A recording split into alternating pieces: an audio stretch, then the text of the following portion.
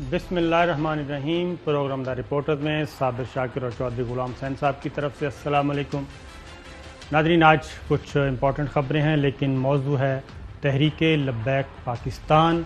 उसको कलअदम करार दे दिया गया। अभी तक पार्टी की तहलील से मुतालिक reference बवजूद supreme court of Pakistan को नहीं भेजा जा चुका।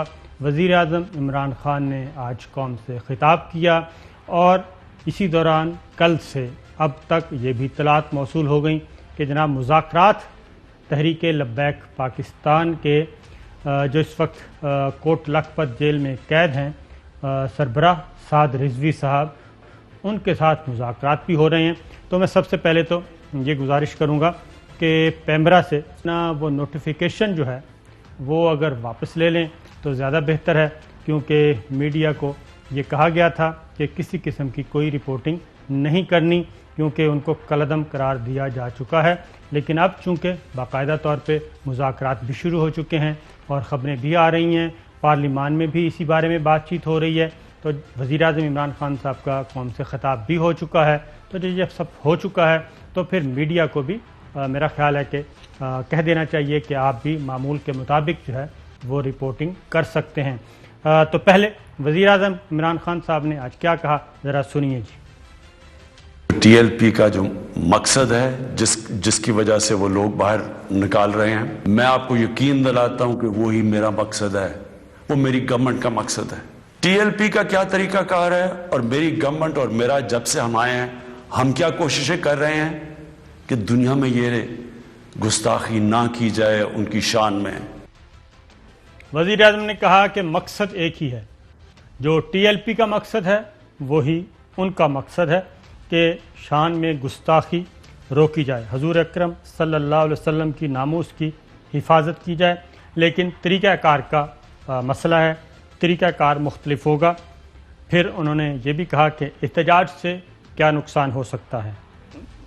इससे अब तक हुआ क्या है हमारे मुल्क, अब तक 40 पुलिस की गाड़ियों को जला दिया गया, लोगों की प्राइवेट प्रॉपर्टी के ऊपर कई लाखों करोड़ों रुपए का नुकसान हुआ है, 4 पुलिस वाले शहीद हुए हैं, 800 से ज्यादा पुलिस वाले जख्मी हुए हैं। पहले दिन जब शुरू हुआ तो तकरीबन 100 सड़कें ब्लॉक कर दी, उससे कई जो ऑक्सीजन के सिलेंडर्स नहीं जा रहे थे, बेचारे जो कोरोना के मरीज हैं उनमें अमवात हुई। कोई फर्क नहीं पड़ेगा किसी मगरबी ममालिक को, जो मर्जी हम अपना मुल्क का नुकसान करें, जुर्म कहीं और हो हम अपने ऊपर खुद को हमला कर दें। ये कौन सी अकल और समझ है? बिल्कुल दुरुस्त है कि जुर्म कहीं और हो और ख़ुद को हमला हमें अपने आप पर नहीं करना चाहिए। चौधरी साहब,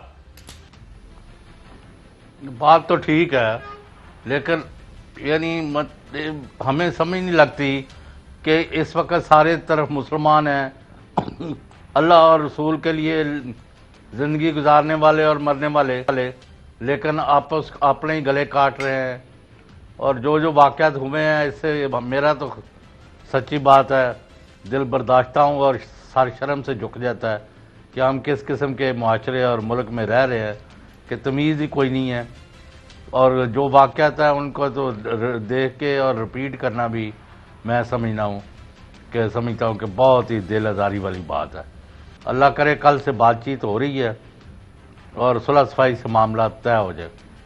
बिल्कुल, इसका हल एक ही है और ताकत का इस्तेमाल ना माजी में कोई बारावर साबित हुआ है और ना ही आज होगा और ना ही आइंदा कभी होगा जब मामला ऐसा होगा। अब ज़रा सुनिए जी कि टीएलपी का वाक़या पाकिस्तान में हुआ, एहतजाज हुआ और इससे फ़ायदा किस किस फरीक ने उठाने की कोशिश की, ये भी ज़रा सुनाइए जी। और फिर बाहर से कूद पड़े लोग, हमारे पाकिस्तान के दुश्मन। अभी तक हमने जो 4 लाख ट्वीट्स को एनालाइज किया उनमें से 70% फेक अकाउंट्स थी। 380 इंडिया के ग्रुप थे जो कि व्हाट्सएप से फेक न्यूज़ चला रहे थे कि सिविल वॉर हो गई पाकिस्तान में। चौधरी साहब, ये बात तो दुरुस्त है। हम पहले भी ये कह चुके हैं कि एक तरफ आप बताते हैं कि हाइब्रिड वार है, 5th जनरेशन वार है, और फिर इस तरह के माहौल में मुझे भी मैसेजेस आ रहे हैं, उसमें जो ग्रुप बने हुए हैं व्हाट्सएप, उसमें इंडिया के नंबर भी शामिल हैं, उसमें फ्रांस के नंबर भी शामिल हैं, उस पर यूरोपियन कंट्रीज़ के बहुत सारे ममालिक हैं, اس میں کچھ اور ممالک بھی ہیں، وہاں سے بھی یہ میسیجز اور اس طرح کی چیزیں آ رہی ہیں باقاعدہ طور پہ. تو اس سارے معاملے کو روکنے کے لیے بھی گورنمنٹ کو کوئی، اگر میں اگین دوبارہ کہوں گا. اچھا صابر شاکر صاحب، آپ کی جو سارے معاملات پر نظر ہے، کس نے کہاں خرابی کی اور کس نے بڑی غلطی کی؟ صاحب بات یہ ہے کہ پہلے تو اس کا میں بات کا جواب دیتا ہوں، لیکن میں اگین بات واپس آؤں گا پیمبرا کی طرف کہ اگر یہ ساری چیزیں ہم بتا رہے ہوتے، ہمیں اجازت ہوتی، ہم بتا رہے ہوتے، ہم دکھا رہے ہوتے، یہ ساری انفارمیشن ہم بتا سکتے تھے، دکھا سکتے تھے، لیکن وہ بین کر دیا گیا. اور جب بین کر دیا گیا تو اس کے بعد پھر یک طرفہ سٹوریز دی ہیں، پھر سوشل میڈیا تھا اور باقی سب لوگ تھے جس نے جتنا حصہ ڈالا اور جس نے جتنی آگ لگا سکتا تھا وہ لگائی. اب آپ نے کہا کہ اس میں کس کا کتنا حصہ، پہلے ذرا وزیر اعظم عمران خان کی ذرا سن لیں کہ حساس معاملے پر سیاست کی، ذرا سنائیے گا جی. ہماری پولیٹیکل پارٹیز کہ وہی JUI جو فضل الرحمان کی پارٹی، وہ بھی بیچ میں شامل ہو گئی، کسی طرح گورنمنٹ کو ڈی سٹیبلائز کریں، ملک کو نقصان پہنچائیں. ساتھ وہ نون لیگ آج ان کے ساتھ مل گئے ہیں صرف انتشار پھیلانے کے لیے. آج ان کے ساتھ مل گئے ہیں. اس کے بعد وزیر اعظم نے جی پلان بتایا، پہلے وہ ذرا سن لیں کہ ان کا پلان کیا ہے. میں نے سارے مسلمان ہیڈز آف سٹیٹس کو خط لکھا اور میں نے ان کو کہا کہ ہمیں جوائنٹ ایکشن لینا چاہیے اس کے اوپر. میری اسٹریٹجی کیا ہے؟ سارے مسلمان ملک کے جو ہیڈز ہیں، ہم مل کے مغرب کے فورمز میں، یورپین یونین میں، یونائٹڈ نیشنز میں، ہم ان کو یہ بتائیں کہ کیوں ہمیں تکلیف ہوتی ہے جب یہ فریڈم آف سپیچ کے نام پہ نبی صلی اللہ علیہ وسلم کی شان میں گستاخی کرتے ہیں. ان کا پلان تھا جی کہ اس کے علاوہ بھی انہوں نے کہا کہ میں نے تمام سربراہان مملکت کو، مسلم سربراہان کو خطوط بھی لکھے ہیں کہ اس میں مل کے اسٹریٹجی بنائی جائے، مل کے پلاننگ کی جائے تاکہ مغرب کو روکا جا سکے. آگے جا کے انہوں نے کہا کہ تحفظ کے لیے ٹیم بنانے کا بھی اعلان کر دیا انہوں نے، کیونکہ ان کو اس چیز کی سمجھ نہیں ہے. مغرب کے اندر ان کے جو پیغمبر ہیں ان کو اس طرح نہیں، ان کا پیار جس طرح ہمارا ہے، ہمارے نبی سے ہے، نہ ان کی اس طرح کی عزت کرتے ہیں، بلکہ وہ دین کو ان کے اتنے قریب نہیں ہے جس طرح ہم اپنے دین کے قریب رہتے ہیں. اس لیے ہمیں ان کو سمجھانا پڑے گا، اور سمجھائیں گے جب ہم مل کے اکٹھے کلیکٹیولی مسلمان دنیا کے ہیڈز آف سٹیٹس مل کے یہ کہیں گے کہ اگر کسی ملک میں سے اس طرح کیا گیا تو ہم سارے مل کے ان کا ٹریڈ بوائیکاٹ کریں گے. اس کا اثر ہوگا، اس طرح ہم اپنے مقصد ہے اس پہ پہنچ سکتے ہیں. اس کے بعد وزیر اعظم نے کہا جی کہ ناموس رسالت کے لیے اپنی کاوشوں کو قوم کے سامنے رکھا اور ذمہ داری بھی انہوں نے اٹھائی. کیا اعلان کیا، سنیے. میں آج آپ سب کے سامنے کہتا ہوں کہ میں ذمہ داری اس کی لیتا ہوں، میں ہی اس کیمپین کو لیڈ کروں گا، لیکن میں انشاءاللہ اپنی قوم کو مایوس نہیں کروں گا، اپنے مسلمانوں کو مایوس نہیں کروں گا. ہم انشاءاللہ ان کو یہ ایک دن سمجھا دیں گے کہ جس طرح اگر وہ یہودیوں کے لیے سینسٹیو ہیں، ان کو تکلیف نہیں دینا چاہتے، تو ہم تو سوار مسلمان ہیں، ہمارے بھی دل ہیں. سوار مسلمان ہیں، ہمارے بھی دل ہیں. اور پھر انہوں نے کہا کہ جی کہ ہیڈ آف اسٹیٹ نے میری طرح اس مسئلے کو اجاگر کیا. کیسے کیا، سنائیے جی. جی یہ شارٹ مس. اچھا جی چودھری صاحب، آپ نے پوچھا، سب سے پہلے لیٹسٹ سچویشن بتا دیں کہ شیخ رشید صاحب نے جی کیا کہا وزیر داخلہ نے آج، ذرا سنائیے گا جی. TLP سے بات چیت چل پڑی ہے اور پہلا دور کافی بہتری سے مکمل ہوا ہے. سحری کے بعد صبح دوسرا راؤنڈ ہوگا. انہوں نے گرفتار جو بندے یرغمالی بنائے تھے پولیس والے 11 وہ چھوڑنی ہیں، اور وہ خود بھی TLP کے لوگ مسجد رحمت للعالمین کے اندر چلے گئے ہیں اور پولیس بھی پیچھے ہٹ چکی ہے. یہ آج صبح انہوں نے اناؤنس کیا جی، لیکن اس سے پہلے کیا کہہ رہے تھے جب میڈیا پہ بھی انہوں نے کہا کسی قسم کی کوئی چیز نہیں دکھانی. کیا کہا تھا جی وزیر داخلہ نے؟ کوئی مذاکرات کا عمل اس وقت نہ جاری ہے نہ میرے نوٹس میں ہے. مذاکرات کی ہم نے کافی 2-3 مہینے کہی لیکن وہ کسی نتیجہ نہیں نکلی. وہ ہر صورت میں اپنے ایجنڈے سے پیچھے ہٹنے کے لیے تیار نہیں ہے، تو حکومت کو اپنی رٹ قائم کرنے کے علاوہ کوئی چارہ کار نہیں. اب ذرا جی فواد چوہدری صاحب کو سنائیے جی. ٹی ایل پی کے ساتھ معاہدوں کا کیا سٹیٹس ہے؟ تو اب تو ٹی ایل پی ختم ہو گئی ہے. ناؤ دا بینڈ آرگنائزیشن کے ساتھ جو بھی ایگریمنٹ ہوگی یا بات چیت ہوگی وہ تو ویسے ہی وائڈ ہو جائے. یہ ہے جی کہ وزیر داخلہ پہلے یہ کہہ رہے تھے کہ ہماری یہ پالیسی ہے. چوہدری صاحب جو آپ نے کہا کہ خرابی کہاں پہ ہو رہی ہے میں سنا رہا ہوں. وزیر اطلاعات و نشریات کہہ رہے تھے کہ ٹی ایل پی ختم ہو گئی، کوئی مذاکرات نہیں. اس کے بعد پھر مذاکرات شروع کیے گئے. وہ اس وقت شروع کیے گئے جب حالات لاہور میں صورتحال قابو سے باہر ہو گئی. ایک آپریشن کیا گیا، باہمی طور پہ ان کے آپس میں لڑائی ہوئی اور فائرنگ ہوئی جس میں پولیس والے بھی زخمی ہوئے، شہید بھی ہوئے اور ٹی ایل پی کے کارکنان بھی اس میں زخمی ہوئے. اور ابھی تک کوئی کیا کہنا چاہیے اموات کی کوئی ہمارے پاس کوئی اطلاع نہیں ہے، نہ سرکاری طور پہ نہ غیر سرکاری طور پہ. تو نور الحق قادری صاحب نے آج پھر قومی اسمبلی میں اسٹیٹمنٹ دیا. پالیسی اسٹیٹمنٹ آئی 4 دن کے کیوس کے بعد ایک پالیسی اسٹیٹمنٹ آئی. ہماری جو پالیسی ہے وہ ڈسکشن کی ہے، مذاکرات کی ہے، مفاہمت کی ہے. رات کو بھی ہوا ہے ایک دور، آج صبح بھی ہوا ہے اور شام کو رات کو انشاءاللہ تعالی تراویح کے بعد ایک تیسرا دور ہوگا. کوشش کریں گے کہ پارلیمنٹ کی خواہش کے مطابق، اس قوم کی اطمینان کے مطابق اس سارے معاملے کو، اس سارے قضیے کو مذاکرات کے ذریعے سے حل کیا جائے. مذاکرات کے ذریعے سے حل کیا جائے. اب آگے چلیں جی. راجہ پرویز اشرف وہ کیا کہتے ہیں؟ آپ نے کیا ایگریمنٹ کیا ہے کہ آپ ایوان میں لے کر آئے تھے؟ کس نے آپ کو اختیار دیا ہے کہ آپ ایگریمنٹ کریں جا کر؟ اگر آپ نے کوئی ایگریمنٹ کیا جس کا مجھے نہیں پتا، ہاؤس کے اندر وہ نہیں آ رہا کیا ایگریمنٹ، بطور حکومت آپ اپنی ذمہ داری میں مکمل فیل ہو چکے، مکمل طور پہ فیل ہو چکے ہیں. اب آتے ہیں چوہدری صاحب، سن لیا ہوگا آپ نے، کیونکہ دونوں طرف سے شہادتوں کا کلیم کیا جا رہا ہے، گورنمنٹ کی طرف سے بھی اور ٹی ایل پی کی طرف سے بھی. دونوں طرف سے زخمی دکھائے جا رہے ہیں. اچھا صابر شاکر صاحب اس میں ذرا ایڈ کر لیں. جی یہ جو آپریشن شروع ہوئے سعد رضوی صاحب کی گرفتاری کے ساتھ، وہ پہلے جو مذاکرات ہوئے تھے اس وقت ٹوٹ گئے جب انہوں نے حکومتی ٹیموں سے کسی قسم کا بھی رابطہ کرنے سے انکار کر دیا اور اپنے موقع پر سختی دکھائی. تو پھر حکومت جو ہے ایکشن میں آئی، ان کی گرفتاری ہوئی، واقعات ہوئے جو آپ کے سامنے.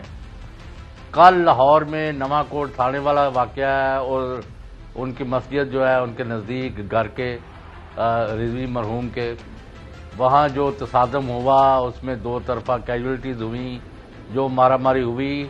اس کے نتیجے میں بریکنگ نیوز دے رہا ہوں کہ تحریک لبیک پاکستان جو کالعدم گورنمنٹ کرنے جا رہی ہے لیکن کرے گی نہیں یا نہیں ہو رہی، انہوں نے رابطہ کیا حکومت سے، پولیس سے کہ بات چیت جو ہے کی جائے اور مذاکرات کے ذریعے معاملے کا حل کیا جائے. سو دے کیم فار نیگوشیشنز، جس سے وہ بھاگ گئے تھے. تو اس کے بعد گورنمنٹ نے ٹیمیں بنائی ہیں. رات گورنر پنجاب چودھری سرور اور وزیر قانون اور ان کے ساتھ دوسرے اداروں کے بندے. تو ابھی جو ہے کسی وقت شیخ رشید اور نور الحق قادری جو وزراء ہیں فیڈرل، وہ لاہور پہنچیں گے اور ان چیزوں کو فائنلائز کیا جائے گا. بالکل ٹھیک ہے. اور اب ان کی طرف سے جو میری پاس اطلاعات ہیں، چلیں خبر لے لیں کہ اب ان کی طرف سے ڈیمانڈ ہے جو آپ نے کہا ہے کہ ابھی روکا ہوا ہے کہ کالعدم تنظیم جو قرار دی ہے وہ نوٹیفیکیشن واپس لیا جائے اور جتنے بھی گرفتار لوگ ہیں ان کو رہا کیا جائے. تو گورنمنٹ کی طرف سے یہ کہا گیا ہے کہ جو تو قتل اور اقدام قتل میں ملوث ہیں یا جن کے خلاف انسداد دہشت گردی ایکٹ کے تحت مقدمات ہیں وہ تو شاید باہر نہ آ سکیں، لیکن باقی جو کارکنان ہیں گرفتار ان کو رہا کیا جا سکتا ہے۔ اب یہ جو کالعدم قرار دیا گیا ہے یہ نوٹیفیکیشن کیسے واپس ہوگا؟ پھر اگلی خبر بھی لے لیں، وہ یہ ہے کہ کالعدم تو قرار دے دیا ایگزیکٹو آرڈر کے تحت، انسداد دہشت گردی ایکٹ کے تحت۔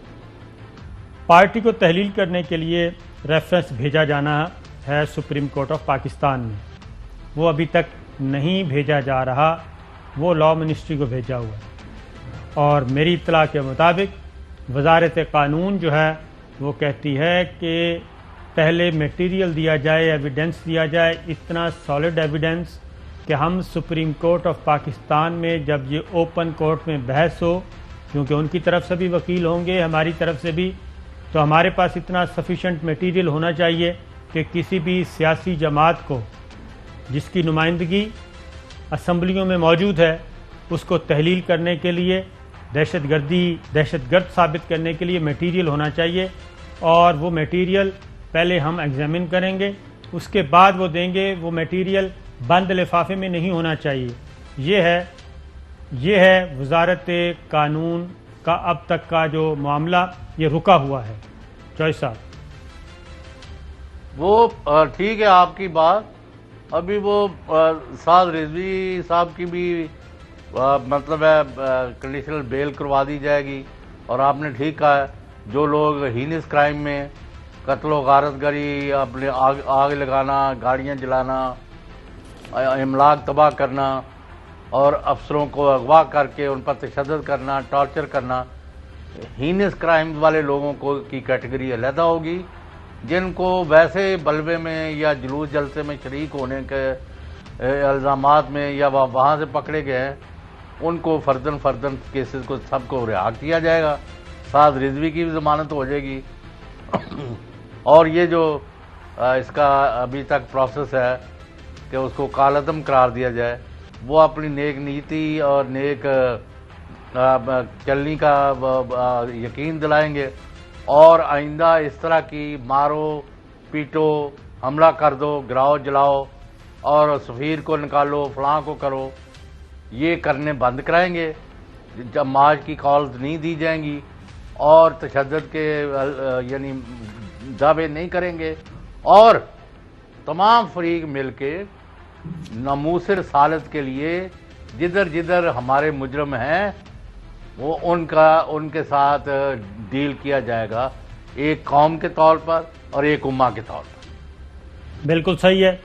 اب ذرا یہ براڈ آؤٹ لائن ہے جس پر بات چیت ہو رہی ہے۔ بالکل صحیح ہے۔ اور آج وزیر اعظم عمران خان کی جب سپیچ آنی تھی تو یہ بھی ریومرز موجود تھی مارکیٹ میں کہ ہو سکتا ہے وزیر اعظم اس بارے میں کوئی اعلان کر دیں، فرانس کے ایمبیسیڈر کے بارے میں بات کر دیں، کوئی کالعدم جو تنظیم قرار دی ہے اس کے بارے میں بات کریں، تو اس سلسلے میں ابھی تک گورنمنٹ نے کوئی ڈیسیژن نہیں لیا اور گورنمنٹ اپنی بات پہ قائم ہے۔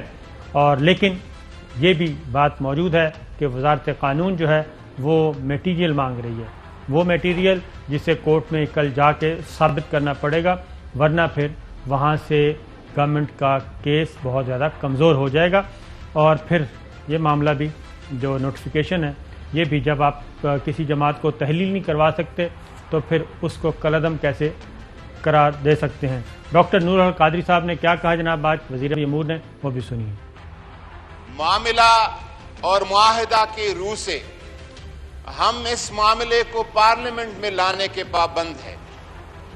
آپ آ جائیں، اسپیکر صاحب ایک پارلیمانی کمیٹی کو نامزد کری جس میں تمام سی جماعتوں کی نمائندگی ہوگی، اور اس کے سامنے اپنا موقف، آپ کا جو ڈرافٹ ہے، آپ جو کچھ چاہتے ہیں اس کے سامنے آپ پیش کریں گے، اور پاکستان کی فارن آفس اور فارن پالیسی ایکسپرٹ اپنا سٹیٹمنٹ دے دیں گے، ادھر اپنا ڈرافٹ دے دیں گے، اور وہ کمیٹی جس طرح چاہے خارجہ پالیسی کا تعین حکومت وقت اور پارلیمنٹ کا کام ہے کہ یہ کرے۔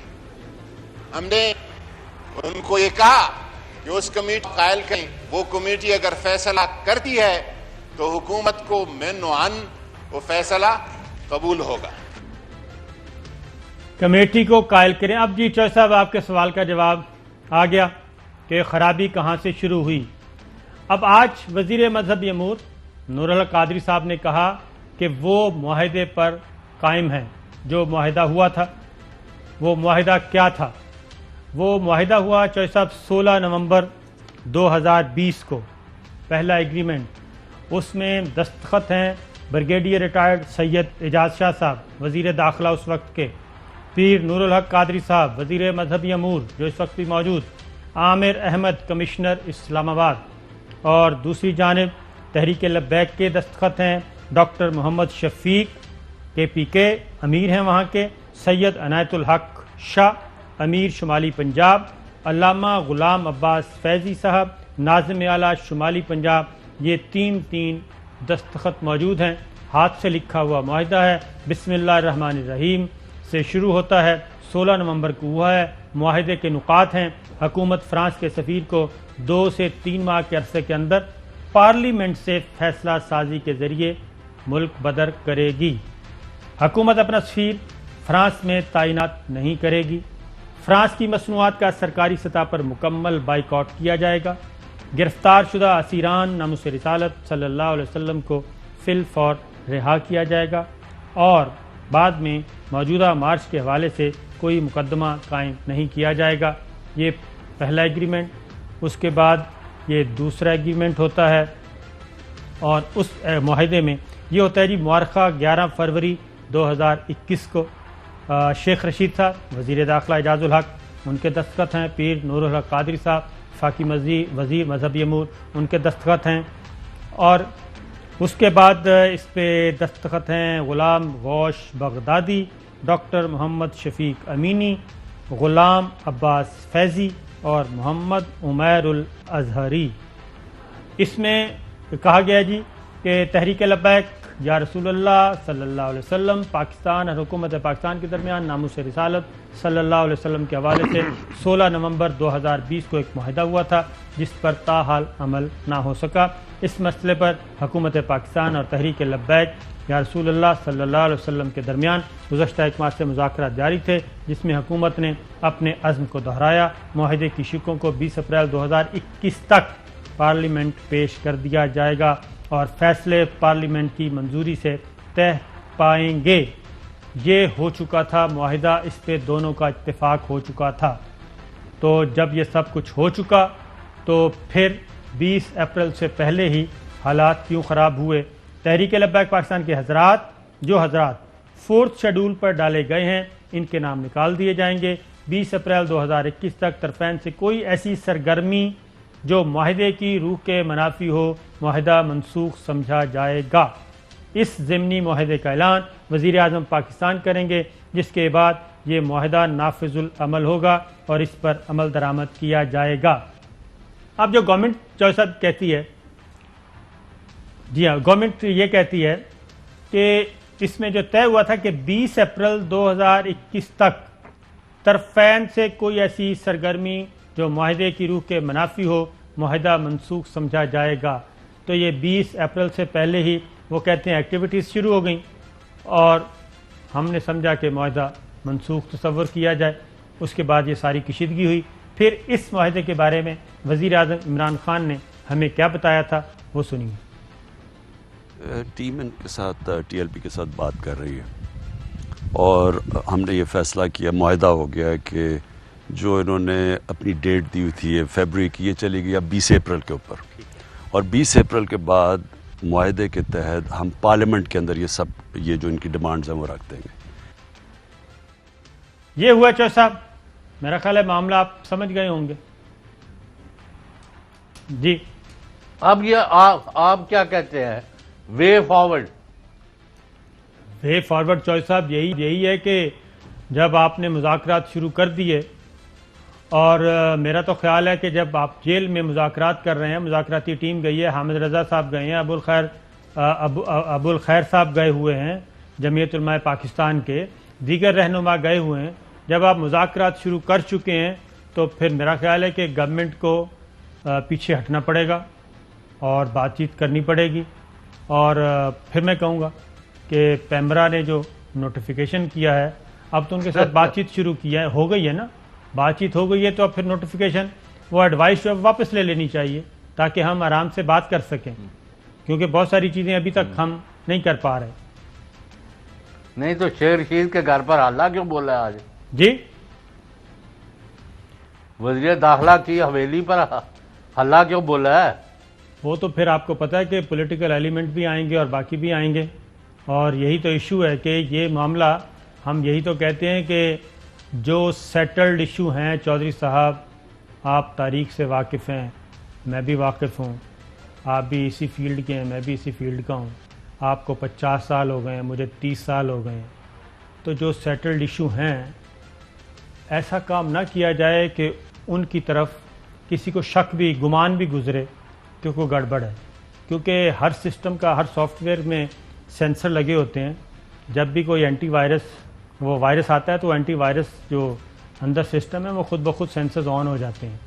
اسی طریقے سے ہمارا جو سسٹم ہے اس میں بھی سینسرز موجود ہیں, اور جب بھی کوئی ہل جل وہ ریڈ لائن کی طرف بھی بلکہ سوچنا بھی کوئی شروع کرتا ہے تو وہ سینسرز آن ہو جاتے ہیں. یہ خود کار نظام ہے اور اس خود کار نظام سے کوئی بھی نہیں بچ سکتا, خواہ وہ کوئی بھی ہو. تو اس لیے میں اتنا ہی کہوں گا کہ جو چیزیں سیٹلڈ ہیں ان کو نہیں چھیڑنا چاہیے اور آگے بڑھنا چاہیے. یہ 99% مسلم آبادی کا ملک ہے اور اس کو اسی طریقے سے دیکھنا چاہیے. وزیر اعظم عمران خان نے آج بہت اچھی بات کی ہے, بہت اچھی تقریر کی ہے, اس پہ عمل بھی ہونا چاہیے, اور یہ سب کچھ, یہ ساری کشیدگی پہلے ہو جاتا تو بہت اچھا تھا. ایک بریک لیتے ہیں, بریک کے بعد واپس آتے ہیں. ویلکم بیک ناظرین. رات گئے مولانا فضل الرحمان صاحب بھی میدان میں آئے اور انہوں نے بھی یہ کہا کہ جناب اس ہڑتال کا اعلان کر دیا مولانا فضل الرحمان صاحب نے, پھر مفتی منیب صاحب نے, اور پھر امیر جماعت اسلامی, انہوں نے بھی آج کی ہڑتال کا اعلان کیا تھا, اور سراج الحق صاحب نے ٹویٹ کے ذریعے کیا. اور پھر آج ہڑتال کی کال جو تھی اس میں پھر تاجر بھی آ گئے, ٹرانسپورٹر بھی آ گئے, لیکن اچھی بات یہ ہے کہ پرامن طور پہ آج احتجاج کیا گیا. مختلف شہروں میں ریلیاں نکالی گئیں اور وہ پرامن رہیں, اور یہ جمہوریت میں ہر کسی کا حق ہے پرامن احتجاج, اس سے کسی کو انکار نہیں ہے. البتہ اس کا رد عمل جو آیا وہ پھر آیا شیخ رشید احمد صاحب کے گھر کے باہر بھی نعرے بازی ہوئی, اور وہاں پہ بھی معاملہ تھوڑا سا کشیدہ رہا. پھر وہاں پہ پولیس فورس کی اضافی نفری جو ہے وہ تعینات کرنی پڑی. چودھری صاحب اس پہ کچھ اور کہیں گے؟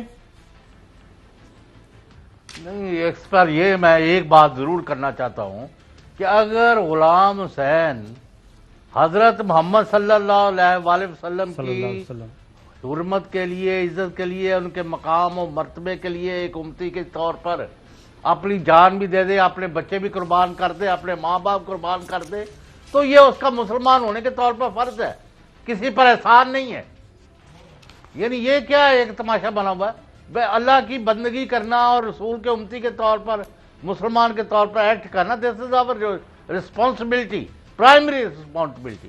پتہ نہیں کیا, یعنی میں یہ کروں گا, میں وہ کروں گا, میں یہ, بھائی یہ مامے لگتے ہیں. یہ بات ہمارا سب کا فرض ہے. یس, اسٹیٹ رسپانسبلٹی بھی ہے. سر صاحب ایک بات میں یہ کہوں گا ضرور کہ سوشل میڈیا پہ اس میں کتنی حقیقت ہے کتنی نہیں, لیکن جو تحریک لبیک کے کارکن ہیں اور رہنما ہیں وہ ساتھ گالم گلوچ بھی کر رہے ہیں, اور وہ میڈیا پرسنز کو بھی رگڑ رہے ہیں. میڈیا بھی اس سلسلے میں کافی سارا ڈیوائیڈ ہے, کوئی کہہ رہا ہے خاموش کیوں ہیں, کوئی کہہ رہا ہے یہ نہیں دکھائیں. اب ہم اپنے ملک میں اگر آگ لگی ہوئی ہے تو اس کو ہم کیسے دکھا سکتے ہیں؟ یعنی کہ اس آگ کو مزید بڑھانے کے لیے ہم اس میں کم از کم تیل تو نہیں ڈال سکتے. ہم بینگ اے پاکستانی اور بینگ اے مسلم اس آگ کو ٹھنڈا کرنے کے لیے اپنا کردار تو ادا کر سکتے ہیں, لیکن اس میں ہم مزید فیول نہیں ڈال سکتے صرف اس لیے کہ ایک فیوریٹ کیا کہنا چاہیے نیریٹو لیا جائے یا بہت بلے بلے کروائی جائے. تو میں ٹی ایل پی کے بھی لوگوں سے کہوں گا کہ وہ بھی اخلاق کا دامن جو ہے وہ ہاتھ سے نہ چھوڑیں اور بھائی حضور سارے اخلاق کا دامن جو ہے ہاتھ سے نہ جانے دیں. کبھی پولیس والے بروٹیلٹی کر رہے ہیں, کبھی وہ کر رہے ہیں, کبھی تیسرا کر رہا ہے. فضل الرحمان تو وہ تو ہے منہ چ مچھیاں پھڑن دا پروگرام ہوندا انہاں دا, فشنگ ان دی ٹربلڈ واٹر, کہ کوئی ان کو موقع ملے اور وہ اس حکومت پر چڑھ دوڑے, وہ اس اداروں پر چڑھ دوڑے. پھر کل انہوں نے بریک ایک حملہ کیا ہے, ان کو ابھی تک ہوش نہیں آ رہی کہ یہ کام جو وہ کریں گے اس کا نتیجہ بہت اچھا نہیں ہوتا. اور یہ دوسرے ان کے پیچھے جو ہے, ان کا تو حالت یہ ہے, انہوں نے عدالتوں کا تقدس پامال کر دیا ہے. یعنی وہاں ابھی تک ہیرنگ ہو رہی تھی اور چینلوں کو 2 چینلوں پر چلوا دیا کہ ضمانت ہو گئی, اور ضمانت آج تک نہیں ہوئی. آج تک نہیں ہوئی. بالکل. اگلی خبر یہی ہے کہ اس میں چوہدری صاحب, میں یہ ضرور کہوں گا, chief justice Lahore high court اور چیف جسٹس آف پاکستان, بلکہ سپریم جوڈیشل کونسل کے ہیڈ کے طور پہ چیف جسٹس آف پاکستان کو, کہ اس معاملے میں کو وہ ضرور دیکھیں, کیونکہ یہ جگ ہنسائی ہوئی ہے اور اعلیٰ ترین فورم پہ ایسا ہونا نہیں چاہیے. اور ایک یک طرفہ طور پہ ایک ججمنٹ اناؤنس کر دی گئی, اور دونوں جج صاحبان جو ہیں, جسٹس سرفراز ڈوگر صاحب اور جسٹس اسد جاوید گھرال جو ہیں, دونوں ایک ہی بینچ میں تھے, اور متفقہ طور پہ اناؤنس کرنے سے پہلے کیوں نہیں کیا گیا, پہلے یہ ججمنٹ لکھی جاتی ہے, پھر دستخط ہوتے ہیں, اس کے بعد اناؤنسمنٹ ہوتی ہے. اور یہ اس میں آپ کو پڑھ کے سنا دیتا ہوں کہ نہایت ادب کے ساتھ میں اپنے اختلافی فیصلے کے ذریعے اپنے برادر فاضل جج جسٹس سردار سرفراز ڈوگر کی جانب سے دی گئی آبزرویشنز, بیان کردہ وجوہات اور نتیجے سے عدم اتفاق کرتا ہوں.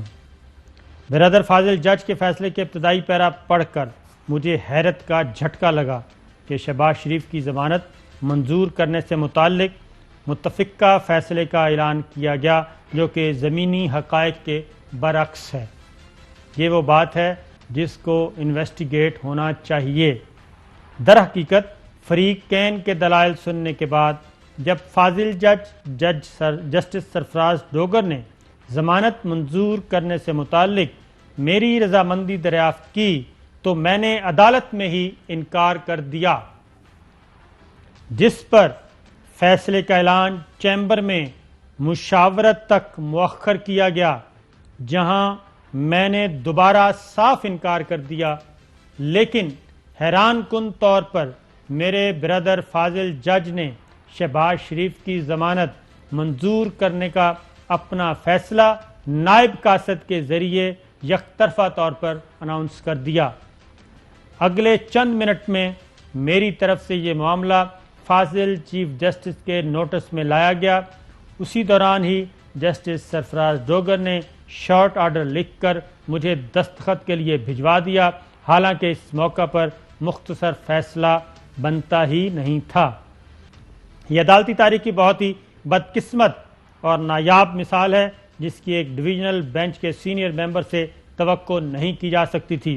شہباز شریف نے جی این سی نامی جس کمپنی سے لا تعلقی ظاہر کی, اسی کمپنی کے اکاؤنٹ سے ان کے کیش بوائے نے 60 ملین روپے نکلوا کر شہباز شریف کے اکاؤنٹ میں جمع کروا دیے.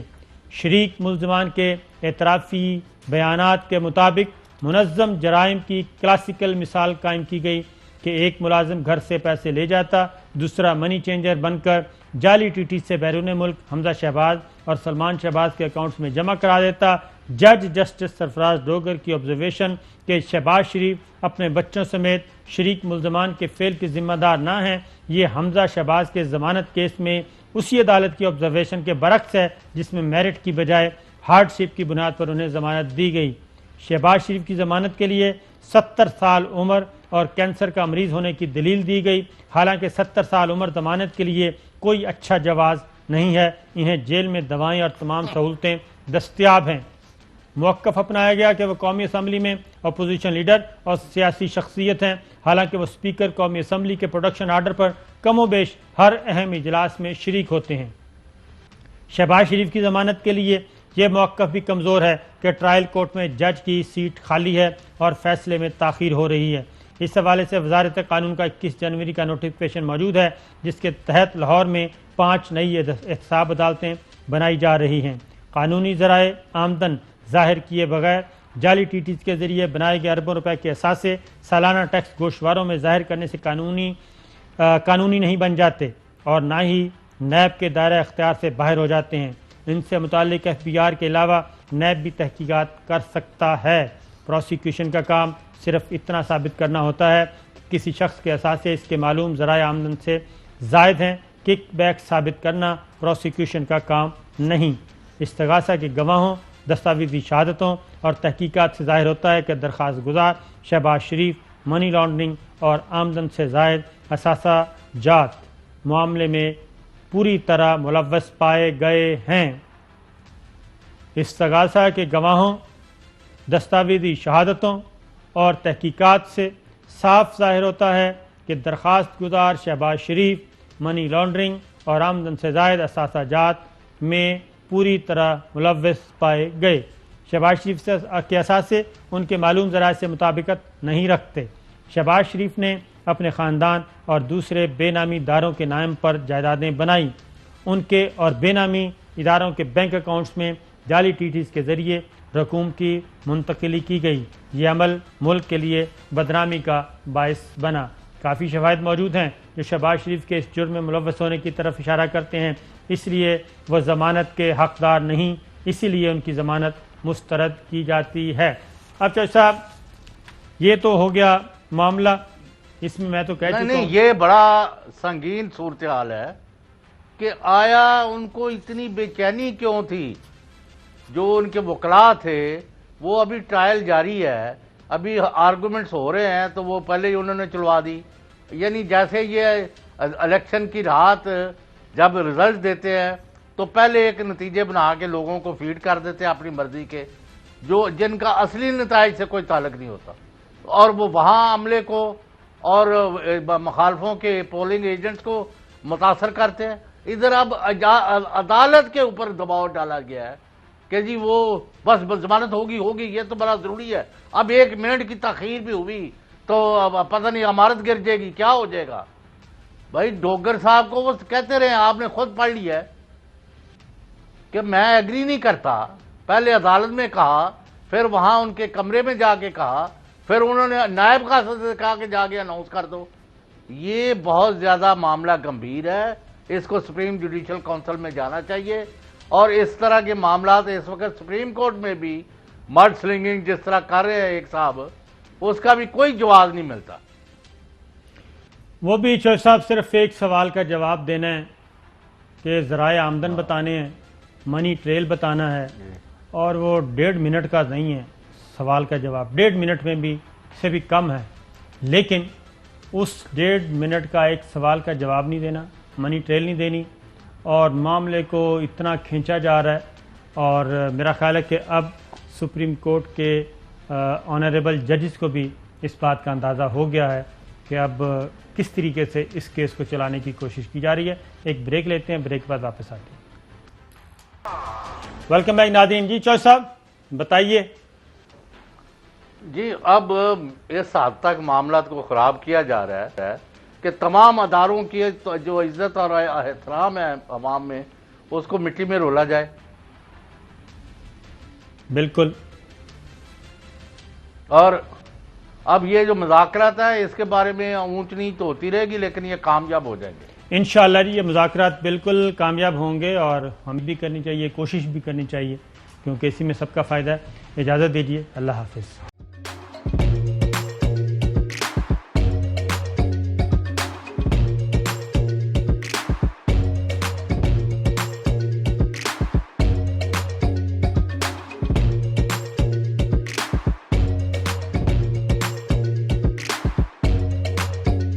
Instead of saving up for a new toy or a trip to Disney World, a 7-year-old بدلاً من توفير لعبة جديدة 来自阿拉巴马州的一名7岁女孩没有花 एक नए खिलौने या डिज्नी वर्ल्ड की यात्रा के लिए बचत करने के बजाय Alabama Anstatt für ein neues Spielzeug oder eine Reise nach Disney World zu sparen, hat En stade für eines Kielze ODN Resnach Disney World Zus par an.